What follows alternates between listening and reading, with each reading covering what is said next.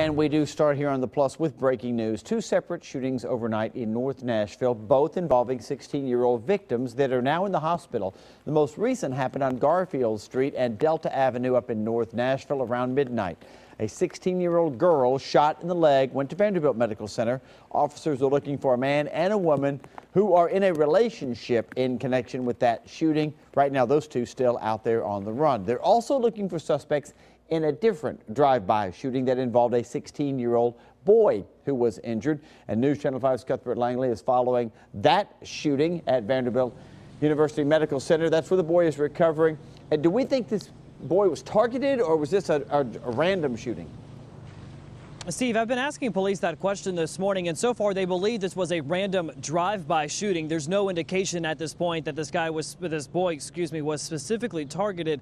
But police also say they have a lot of work left ahead of them this morning when it comes down to figuring out exactly what happened here. This happened around 11 o'clock on Dowland Street and 25th Avenue North, right across the street from the North Police Precinct. The boy told police he was walking down the street when three men in a dark-colored SUV pulled up and started shooting. Two of those bullets ended up hitting that boy, once in the arm, the other in the chest. He was rushed here to Vanderbilt Medical Center, but thankfully has non-life-threatening injuries this morning. You see several bullet casings there scattered around the scene. Officers were out there in the area working to speak with neighbors and witnesses, hoping to better piece together what happened here. But again, it appears that this was just a random drive-by shooting. And like Steve was saying, this is the second time a 16-year-old was shot last night. Now we are talking about the fourth shooting in just 1 week in North Nashville. Several people have been hospitalized because of all of these shootings. Officers say they are stepping up patrols in the area. But again, police need your help to find both of these people, all three actually, or six rather, involved in these two shootings overnight. Give Crime Stoppers a call at 615-74-CRIME if you have any information. We're live at Vanderbilt Medical Center this morning. I'm Cuthbert Langley, News Channel 5 HD. All right, Cuthbert, thank you. And more breaking news. Police on the scene of a smash and grab in Antioch. News Channel 5's Matthew Torres live for us on this story. And Matthew, we see the damage in there. It's a mess in that store. Yeah, that's one way of putting it. Now we are at the Shell gas station off Bell Road. Steve, this is the large rock used to throw and burst this door right here. As you can see, plenty of mess. Shards of the glass door still cover parts of the area. In fact, they recently just opened the store to let some of the customers in. But no doubt, plenty of cleaning to do this morning. But get this, I've learned, according to a clerk, this is the second time in just a little over a week that burglars targeted this exact same store. And just last Wednesday, around the same time, two men wearing masks threw a large rock just like this through the door. They went behind the counter to steal several cartons of cigarettes worth thousands of dollars, and they took some cash from the register. But this time around, before 5 o'clock this morning, they only got away with some of the cigarettes. But again, what's interesting about this is that this is at least the fifth type of burglary that we've seen with a similar description in recent weeks.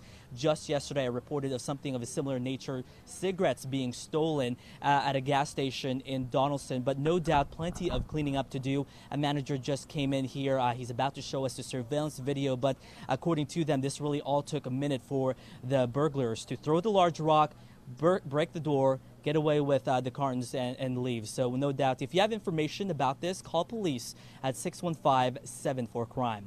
We're live in Antioch this morning. I'm Matthew Torres, News Channel 5 HD. Yeah, Matthew, look forward to seeing that video you're going to be seeing here in just a few moments. A man wanted for a violent home invasion has now been captured. There's his picture. Joey Scribner. He's now charged with conspiracy to commit murder and aggravated robbery. Police down in Columbia say he and two other people broke into a home on East 17th Street Sunday. They robbed the homeowner, shot him in the head, and then stuffed that guy into the trunk of a car. The victim, Javante Garrett, remains in critical condition this morning. The other two suspects, pictured right there, man and woman, they're already behind bars. Well, there was heroism, there was bravery, all on display in a time of chaos and crisis. And this morning we're learning more about what our service members were doing just before they were shot and killed during last week's attack in Chattanooga. Rapidly going from room to room, they got their fellow Marines to safety. Once they had gotten to safety, Some willingly ran back into the fight. All of us can be extremely proud of what our Marines did that day.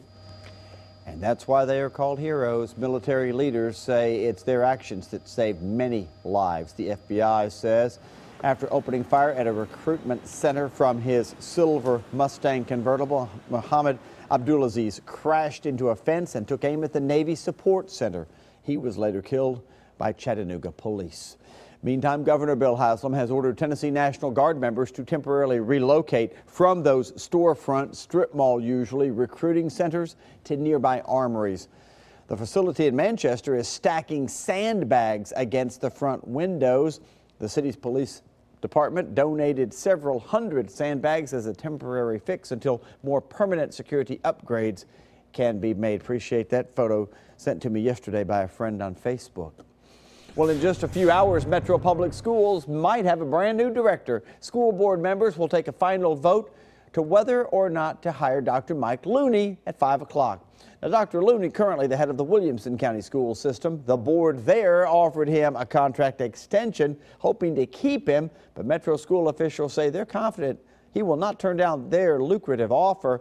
We'll break down all of the numbers, what he's offered at both places, coming up at about 7:30, about 20 minutes.